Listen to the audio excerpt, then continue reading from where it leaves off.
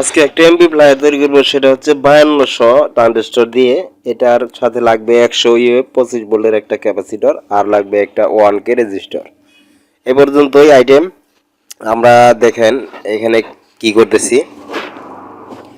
5200 ট্রানজিস্টরের মাঝখানের পিনের সাথে 1K রেজিস্টরের যে কোনো এক প্রান্ত লাগাই দিব। অপর প্রান্তটা ট্রানজিস্টরের এই যে এই পাশের সাথে লাগাই দিব।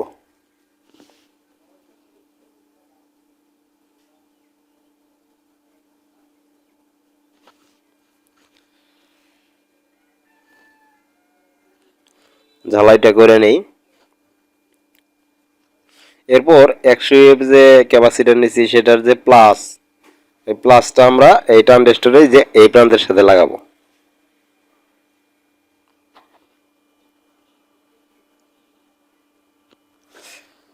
এবার আমরা দেব হচ্ছে আমাদের যে অডিও ইনপুট সেই লাইনটা, মাইনাসটা এই যে ট্রানজিস্টরের এইখানে, লাইনটা এই যে এইখানে।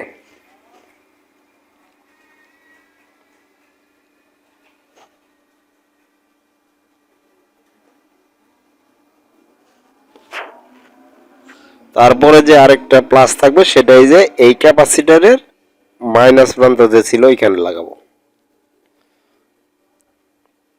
এখন আমরা হচ্ছে দেব স্পিকারের যে মাইনাস লাইন, সেটা এই ট্রানজিস্টরের যে মাঝখানে যে পিনটা আছে সেইখানে, স্পিকারের মাইনাস লাইন ট্রানজিস্টরের মাঝখানের পিনে। এবার আমাদের বাকি থাকলো স্পিকারের লাইন আর হচ্ছে ব্যাটারি। স্পিকার লাইন প্লাসটা দেওয়া হয় নাই। ব্যাটারির লাইন যে মাইনাস সেটা আমরা লাগাবো ওই যে আমরা যে অডিও ইনপুটের যে লাইনটা দিছিলাম মাইনাস সেইখানে।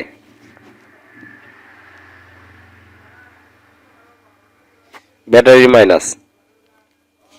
এখন থাকবে আমাদের ব্যাটারি প্লাস আর স্পিকারের প্লাস।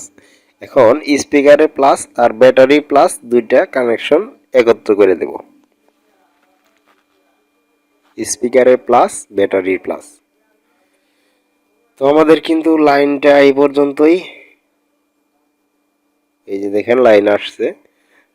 তো এখন এইখানে সুন্দর করে মোড়াই দেব। তো আমাদের হয়ে গেছে সেই এমপ্লিফায়ার। এখন আমরা দেখেন এখানে কেমনে কি করছি। যে একটা লাগাইছি সেটা যদি আমরা মোবাইলের সাথে কানেকশন দেই তাহলে কিন্তু এটা চলবে। তো চলুন দেখি, টেস্ট করা যাক। তো আমি যদি আরেকটু ভালোভাবে দেখাই, এখানে আরেকটা মোবাইল নিলাম যেটার মধ্যে অডিও আছে। তো দেখেন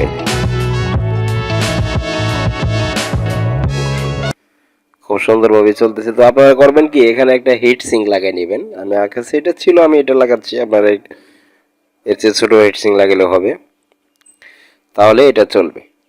তো আজকে এই পর্যন্তই। আপনারা যদি ভিডিওটা ভালো লাগে তাহলে চ্যানেল সাবস্ক্রাইব করে সাথে থাকেন। সবাইকে ধন্যবাদ জানিয়ে এখানে শেষ করছি। আল্লাহ হাফেজ।